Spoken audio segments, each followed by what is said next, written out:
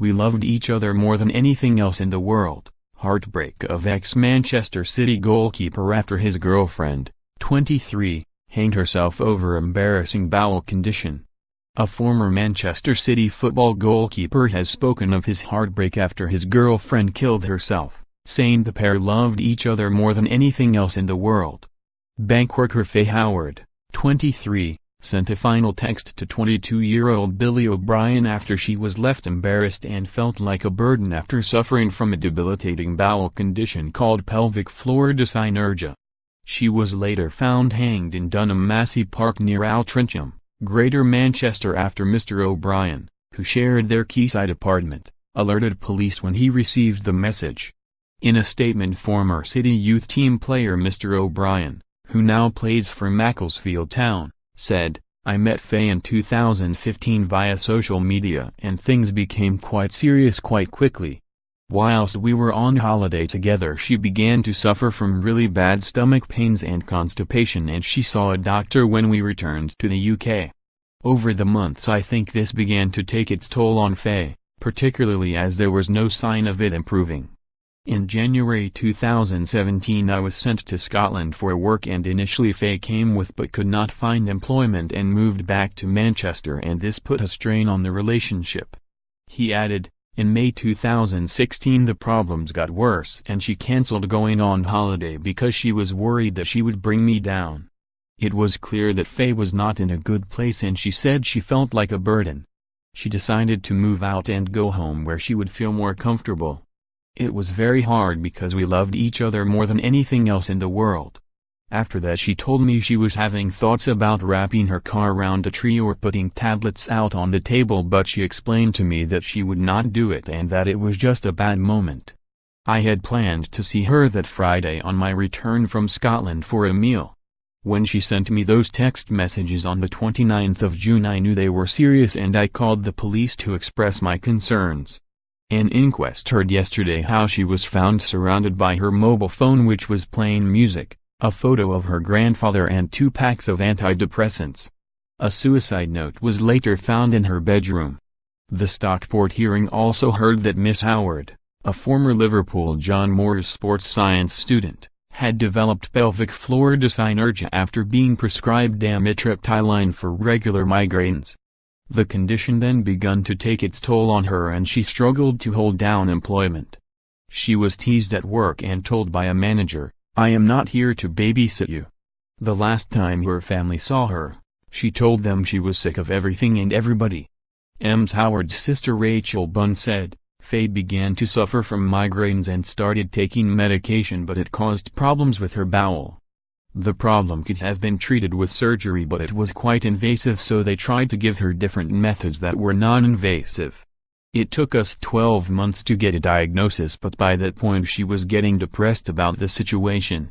For a 23-year-old girl it was a nightmare scenario. I met Faye in 2015 via social media and things became quite serious quite quickly. Whilst we were on holiday together she began to suffer from really bad stomach pains and constipation and she saw a doctor when we returned to the UK. Over the months I think this began to take its toll on Faye, particularly as there was no sign of it improving. In January 2017 I was sent to Scotland for work and initially Faye came with but could not find employment and moved back to Manchester and this put a strain on the relationship. In May 2016 the problems got worse and she cancelled going on holiday because she was worried that she would bring me down.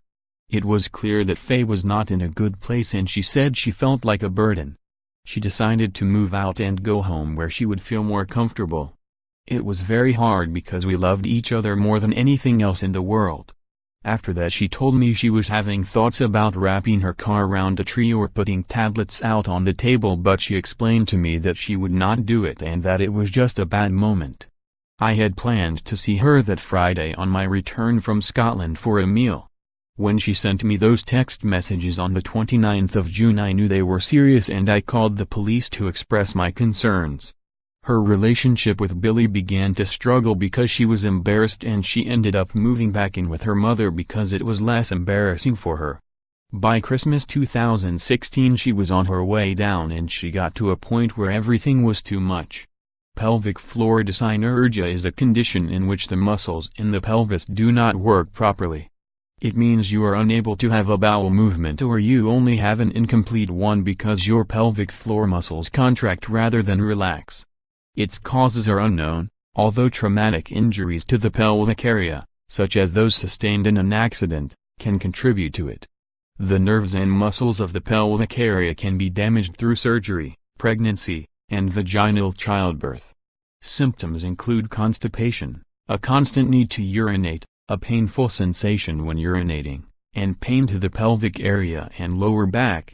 It can be treated by surgery in severe cases. She got a job at a tanning shop in Altrincham where she did really well. But her condition got progressively worse and the girls at work started teasing her about her condition, and it was really embarrassing for her, so she left. There came a time where Billy had to move to Scotland for his job, and she initially went with him, but she was struggling to find work out there. She came home and lived at home for a bit and then moved back to their apartment where she lived on her own. She got a job at HSBC in the call center, and she enjoyed that job and found it easy to get on with people. Her condition was still giving her trouble and the receptionist at work was a little awkward with her, but she did make some good friends there. Miss Bun added, "Faye was quite a good actor and I could tell when she was not okay, but with other people she would act like there was nothing wrong. We knew that she was low and she was getting depressed, but she was a good actor and this would have been a shock to a lot of people." In May she was signed off from work for 6 to 8 weeks as she was struggling to cope. She just needed a bit of time to get herself together. She was offered some counseling and went to one appointment, but she didn't like it and felt she could speak to us enough. The week before her death she went on a family holiday to Cyprus. Her and Billy came and they had a great holiday. We noticed that Faye had lost a lot of weight because she wasn't eating.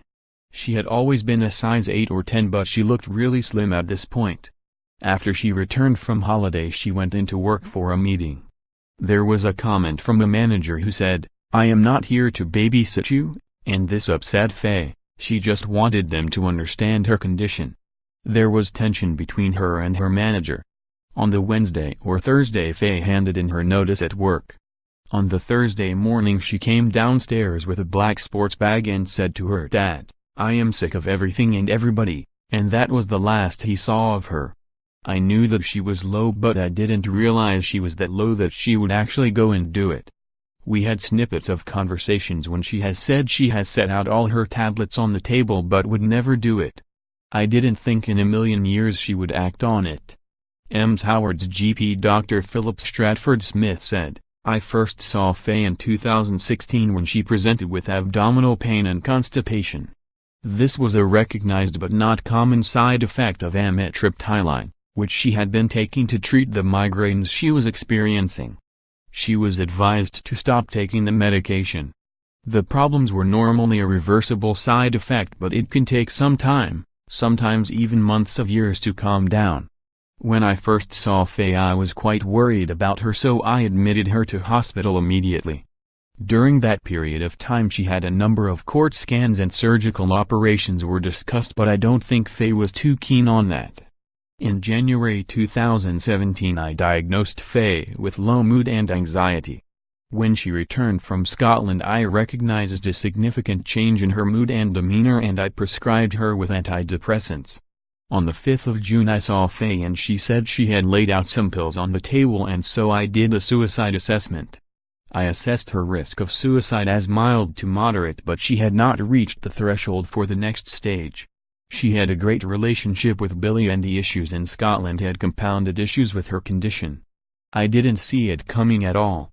The last time I saw her she really positive about everything. The inquest heard Howard was found dead on June 29 this year. Recording a conclusion of suicide, Coroner Jason Wells said, "Faye found her condition very embarrassing and it caused problems with her job. She was given antidepressants and throughout 2017 her mood was described as up and down. I am satisfied there was indication of intent to take her life. A Just Giving page has been set up in Faye's memory. If you need confidential support, visit samaritans.org.uk or phone 116 123.